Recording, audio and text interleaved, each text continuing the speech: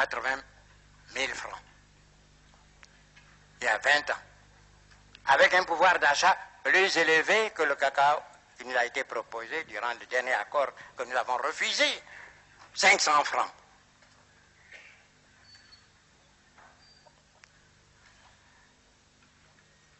Nous sommes les plus faibles. Après des mois et des mois de discussion, non pas seulement au niveau du marché commun, mais il s'agit d'un problème mondial, donc au niveau de la CUNCED. Nos propositions ont été refusées. Les grands courtiers ont imposé leur prix. Qu'est-ce que nous leur avons demandé à partir du moment où eux-mêmes ont fixé un prix qui ne rémunère pas le travail du paysan? Que ce prix minimum nous soit garanti durant une campagne.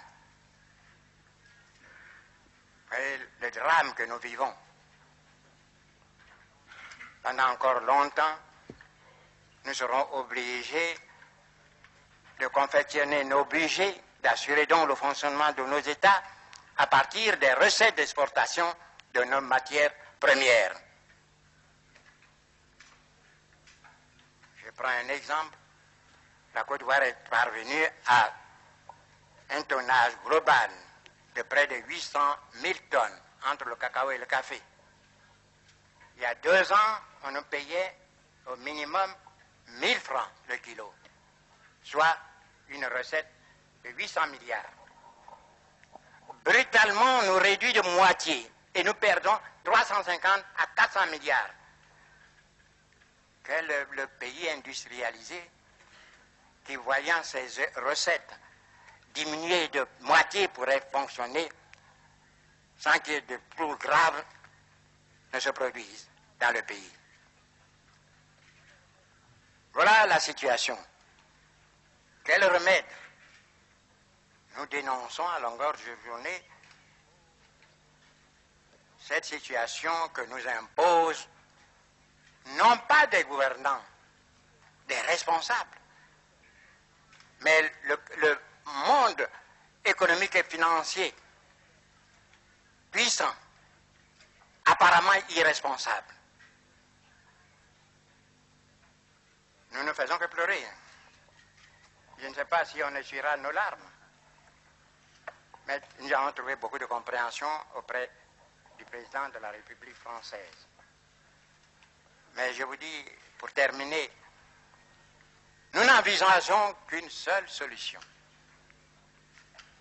À terme,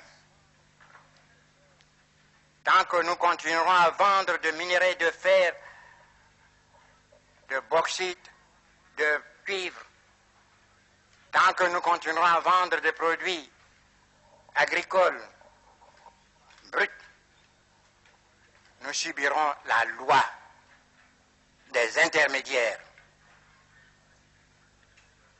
Nous demandons aux pays industrialisés, notamment à la France, de servir d'intermédiaire, d'avocat auprès des autres Européens. Parce que quand on parle nord-sud, c'est bien l'Europe et l'Afrique. Nous leur demandons de nous aider à former nos cadres. On parle de transfert de technologie.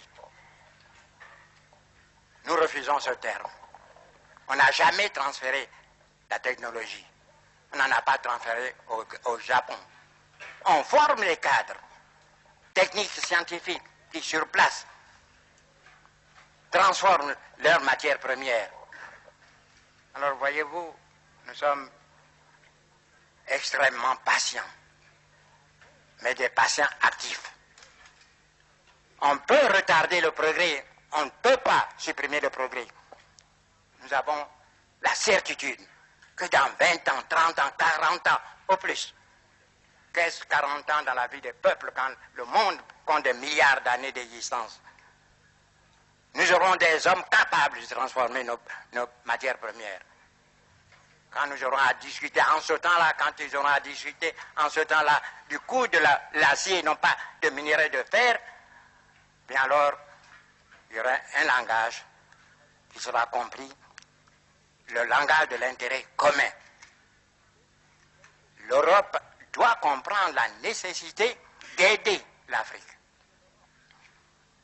Il va de la survie de l'Europe et de la vie de l'Afrique. Il y a une nuance. Je continue à me battre pour faire comprendre à nos partenaires européens que la lutte finale, si lutte doit être finale, ce ne serait pas avec des fusées. Ce serait sur le plan essentiellement économique. Et l'Europe n'a pas de matières premières. Les Américains en ont, mais pas en quantité suffisante pour en céder à leurs frères et leurs alliés européens.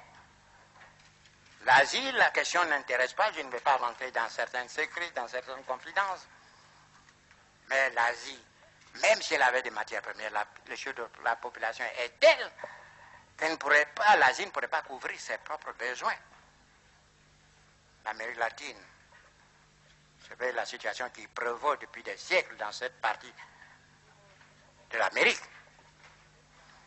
Victime aussi de l'exploitation de mêmes groupes économiques financiers puissants ne peuvent venir au secours de l'Europe sur le plan des matières premières. Il n'y a que nous, l'Afrique, de loin, le grand propriétaire des matières premières. Nous recelons. L'Afrique n'est pas suffisamment prospectée. Mais on peut admettre sans crainte de moindre démenti que nous sommes les premiers pour le faire, les premiers pour les bauxites. Quand on pense qu'en Guinée, il y a des siècles de réserves de bauxite, le manganèse, l'uranium, l'Europe a besoin de ces matières premières pour